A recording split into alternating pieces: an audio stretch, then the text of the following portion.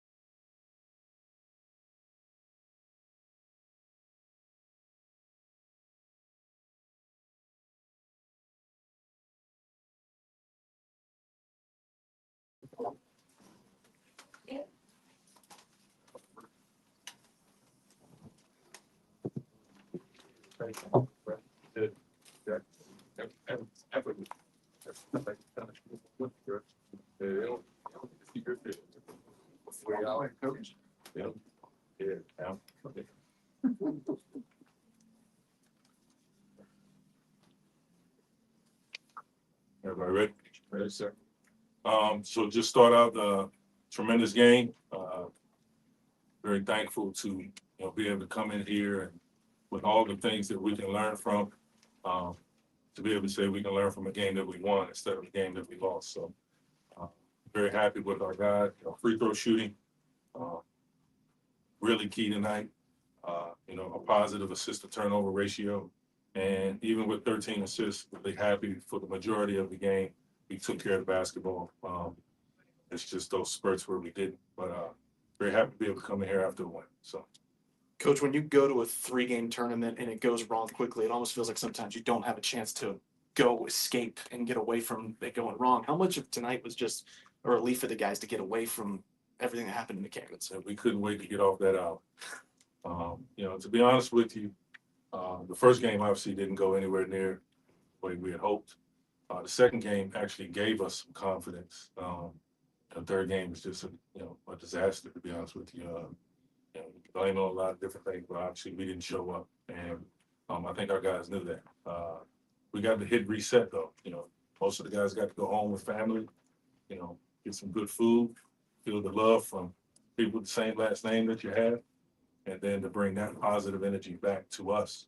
And for the last few days, you can tell we're searching, and it's good to know that we're searching, though. I mean, because a lot of other teams would just be like, like this is just the way it's going to be, and these guys aren't doing that. So I'm proud of them, and again, tonight was very, very, very helpful to keep us on that path. What did you tell them what they learned from themselves? But we got a lot of time between now and Saturday to talk about exactly what we learned. But I mean, honestly, look at us and giving up 36 points in the first half to a team that scores as much as they do, and you can count a lot of those points on a defensive game plan mistake. So I thought our defensive attention to detail in the first half was good. It's almost where it needs to be in order for us to be successful. Second half, obviously, a little bit different, fouls at the end and things like that. But We guarded the 3-point line well, 8 for 28 for that, 25 for them. And a few of those were late in the game. I thought some of the things we pinpointed as keys to the game, we did those well. So we'll take that. But again, we'll watch film, get back together Wednesday and learn from tonight and then get ready for GW. A minute ago, you talked about hitting the reset button. Tonight, you made a change to the starting lineup. You went a little smaller than you had before. What was the thought process behind that, and how did it turn out for you? That was just a defensive decision. For as much as we switch, didn't feel comfortable. Coach Earl is a really good coach. As soon as he noticed how much we were switching, I'm sure he would put Big Kyle in a couple of situations that we would not have wanted. So I figured we'd get off to a good start, which I thought we did. And then you still got to guard Kyle too, and he did a really, really good job. He was more decisive with his post moves tonight. He caught the ball where we needed to, and even I think the first time we tried to get it to him, it wound up being a turnover, and that didn't crush his confidence. So I'm proud of him for doing that, and I'm proud of the team because they kept lifting him up. So that was good for us. How's this team maturing right now? I mean, it's kind of first year. All trying It's a to process. It's a process. I don't like. I'm not a patient person, so I'm internally having to be way more patient than I think I've ever had to be before. But you know what? We're going through this together. They have to be patient too. And that's kind of silly to say, but they should be trying to get as good as they can get as quickly as they can do it. But it is a process. You can't. They all read the book "Chop Wood, Carry Water" before the season, and that's about the process. Actually, I'm glad I just said that. I probably need to remind them of that. Coach, you just mentioned it. What are you learning about the identity of this team as the season progresses? And we're still searching for it.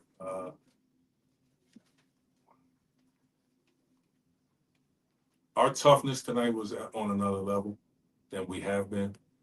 We're still nowhere near what it's going to need to be, but our toughness, being able to play no matter what style of play the other team has, being able to do what we do well. We had 6 guys in double figures tonight. I'm really, really proud of that. I like the versatility. I like the other team having to worry about where points are going to come from and who they have to stop. So I'm hoping that is evolving from within our team. That's who we'll be known to be. But it's still a process. So we're nowhere near establishing our identity yet. And that's what year one is all about. Speaking about that process, shorten the bench up a little bit tonight. Played 9 guys, really 7. Is that just the nature of how the game went, or is that something you think might To be honest play with you, forward? we gotta win. We gotta win. For as much as I desire to play 10, 11 guys, and this is not a knock on anybody that did not play, but as frustrated as I've been, I'm sure our fan base, so plenty of people that root for ODU frustrated, but we have to learn how to win games. And maybe we start with 7, 8, 9 guys, and then that can expand instead of going 10, 11 guys and shorten go the other way. When Sean's as aggressive as he is tonight, how does that change the offense with how versatile he can be? He clearly can score the ball. I think everybody knows that. Really good to see him be able to do that tonight. I thought he picked his spots really well. Sean knows this, so I'm not saying he had a horrible game against Duquesne. A horrible game. So to see him bounce back from that, that was huge. And again, that speaks to he's one of our older players, one of our more mature players. So to be able to see him give us that type of effort, make his free throws, again, it's something we're hopefully we can duplicate 20, whatever more times this season. do you almost feel like are the growing pains lessening? No, Same? no. Look, I've been doing this a long time, and for as much success as I've been a part of, even our best years when I was the head coach weren't easy. And a lot of people look at the record, look at the wins, look at who you beat, what championship you won, and they just think you just showed up for that. I mean, that took a lot of work from a lot of different people. So this process, I'm not afraid of it. I get frustrated, but I'm not afraid of what's happening. And, you know, for our fan base and for anybody that roots for ODU, just stick with us. We're moving in the right direction. I want to move a little bit faster, but we're moving in the right direction.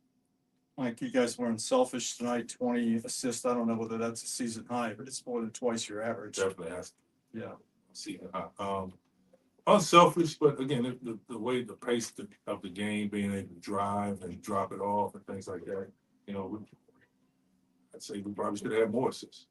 But again, it's a building block. You know, we saw what it looked like. A lot of things in the last 2 minutes that we can learn from. These are all things that, you know, they know they're gonna hear from me, and we'll get better at. You know, these games are gonna come down to a couple of possessions every single night. So, you know, the more and more we practice it, the more and more we get better at it, more games we'll win. Mike, you guys landed in an unflattering spot on a certain ranking that came out today. You aware of that, or are you guys aware of it? Do you use it to motivate them? I saw it. It is what it is. You know, we're 9 games into a season with all new players, new coaching staff. It is what it is.